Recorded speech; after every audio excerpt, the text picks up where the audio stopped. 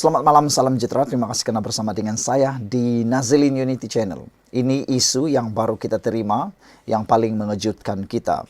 Rupa-rupanya disahkan Nick Elin sah ahli muafakat nasional. Muafakat nasional itu ialah geng kepada Perikatan Nasional. Nah, saudara-saudara sekalian, Peguam Nick Elin Zurina, Nick Abdul Rashid mengesahkan beliau merupakan ahli muafakat nasional MN bagi menjawab segala dakwaan yang tular di media sosial baru-baru ini.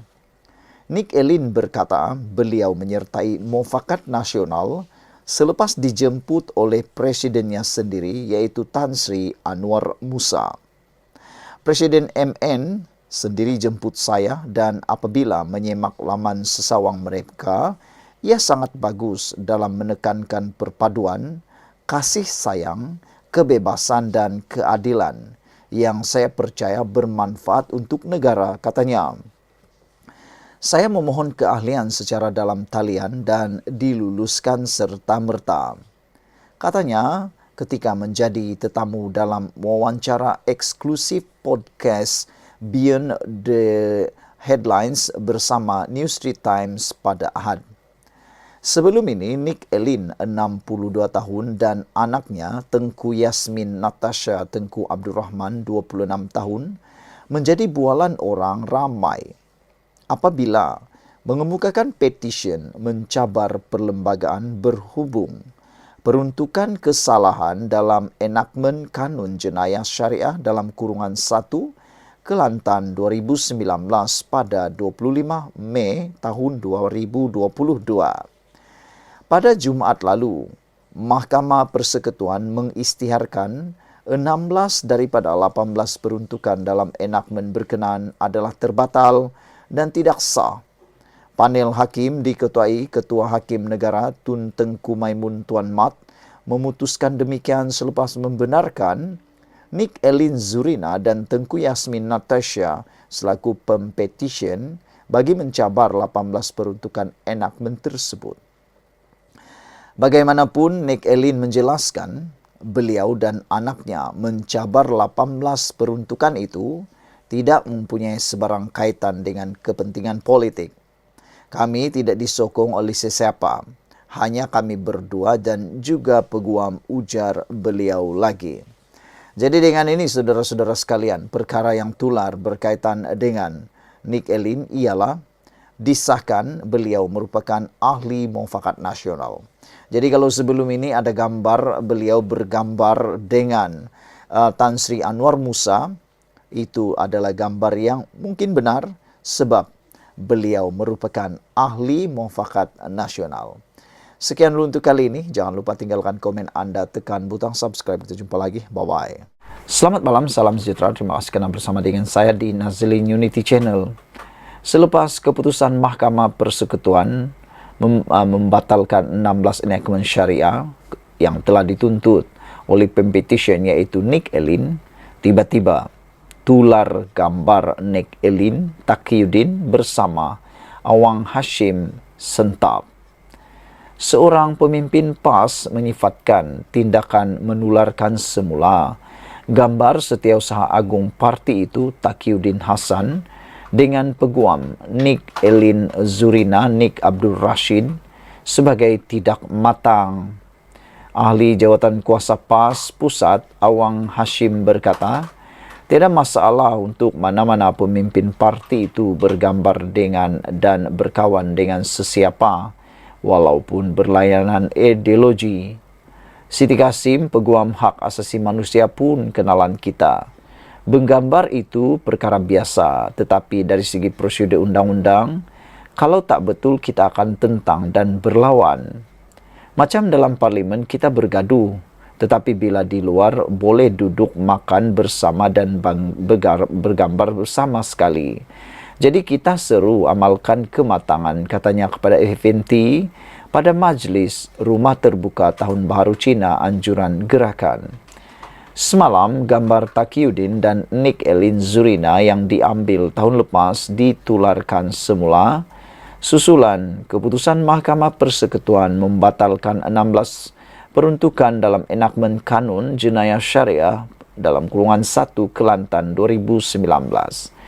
Nick Elin Zurina yang juga seorang peguam dan anaknya Tengku Yasmin Natasha Tengku Abdul Rahman menyifatkan memfailkan petisyen cabaran perlembagaan pada 2022 untuk mempersoalkan kuasa Dewan Undangan Negeri Kelantan meluluskan enakmen itu.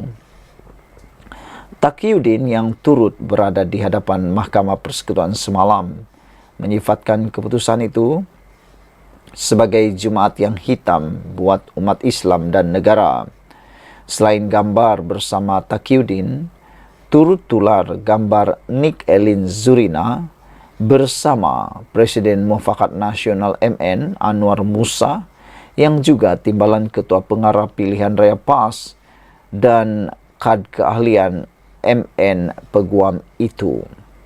Semalam, panel 9 Hakim Mahkamah Persekutuan mencapai kesimpulan dalam keputusan majoriti 8-1 bahawa Dewan Undangan Negeri tiada kuasa meluluskan 16 peruntukan dalam enakmen itu kerana kesalahan terbabit merangkumi bawah Undang-Undang Persekutuan. Sekian dulu untuk kali ini. Jangan lupa tinggalkan komen anda, tekan butang subscribe. Kita jumpa lagi. Bye-bye. Selamat malam, salam sejahtera. Terima kasih kerana bersama dengan saya di Nazilin Unity Channel. Selain Muhyiddin, ini 3 ahli politik bagi alasan menggelikan hati demi pelepasan pasport. Mungkin anda tak pernah tahu, mungkin rakan anda tak pernah tahu, sila share video ini.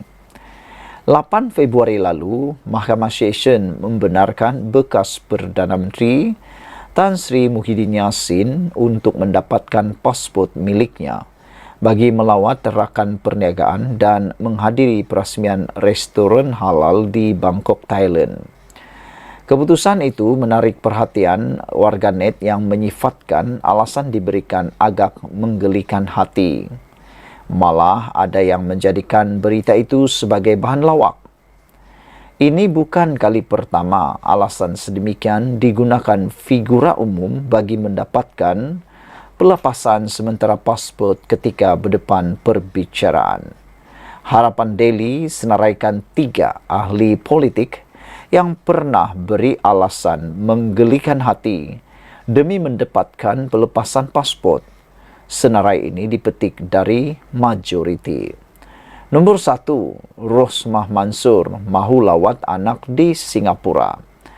Mahkamah Rayuan pada 15 Jun lalu membenarkan permohonan Datin Sri Rosmah Mansur bagi mendapatkan sementara pasportnya bagi membolehkannya melawat anaknya Noriana Najwa Muhammad Najib dan keluarga di Singapura. Anak perempuannya itu dilaporkan menetap di Singapura selepas berkahwin dengan warga Kazakhstan Daniel Kasikebei. Itu merupakan kali ketiga Rosmah diberi kebenaran sementara mendapatkan pasport antarabangsanya untuk ke Singapura.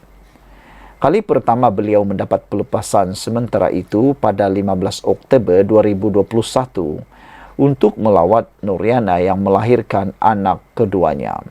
Kali kedua pada 21 Mac untuk melawat anak dan cucunya yang tidak sihat. Rosmah ketika itu sedang menunggu rayuannya di Mahkamah Rayuan selepas beliau didapati bersalah atas 3 pertuduhan rasuah berkaitan projek hibrid solar bernilai RM1.25 bilion untuk 369 sekolah luar bandar di Sarawak. Nombor 2, Najib Razak mahu lihat cucu lahir.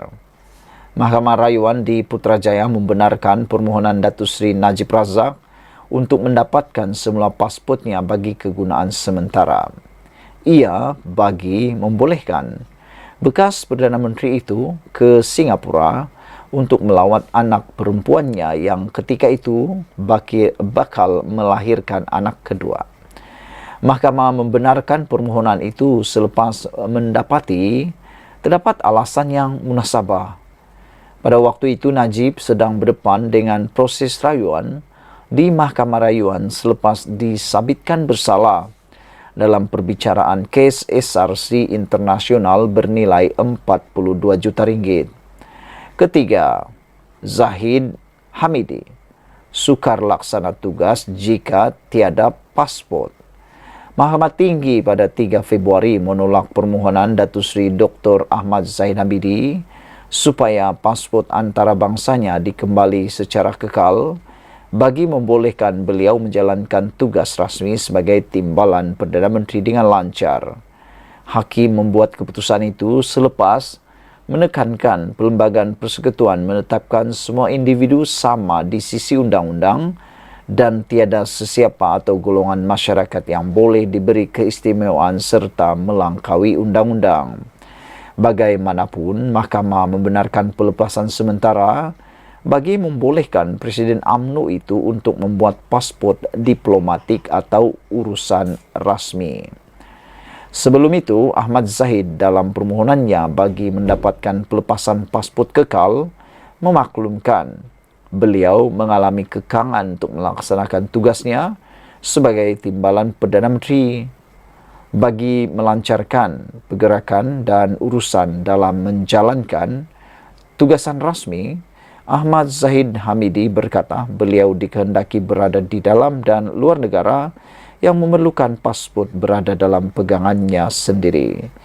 Beliau ketika itu sedang berdepan 47 tuduhan rasuah, pecah amanah dan penggubahan wang haram dana Yayasan Akal Budi.